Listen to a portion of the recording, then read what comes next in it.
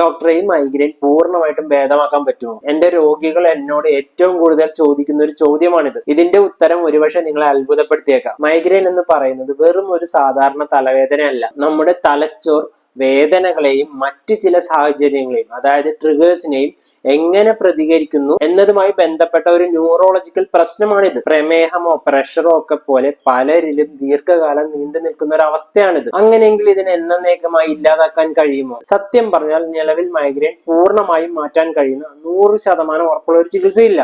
പക്ഷെ ഹോമിയോപ്പതിയിൽ നമുക്ക് ഒരു പരിധി വരെ ഇത് കൺട്രോൾ ചെയ്യാനും ചിലവർക്ക് മാറ്റിയെടുക്കാനും പറ്റും. മാസത്തിൽ പലതവണ മൈഗ്രെയിൻ വന്നിരുന്നവർക്ക് അത് കൃത്യമായ ശ്രദ്ധയിലൂടെ വളരെയധികം കുറയ്ക്കാനോ അല്ലെങ്കിൽ അത് പൂർണ്ണമായി ഒഴിവാക്കാനോ സാധിക്കാറുണ്ട്. അതിന് നമ്മൾ എന്തൊക്കെയാണ് ചെയ്യേണ്ടത്? നിങ്ങളുടെ ട്രിഗേഴ്സ് എന്തൊക്കെയാണെന്ന് കണ്ടെത്തി അവയെ ഒഴിവാക്കുക. കൃത്യമായുള്ള ഉറക്കവും ഭക്ഷണവും ശീലമാക്കുക.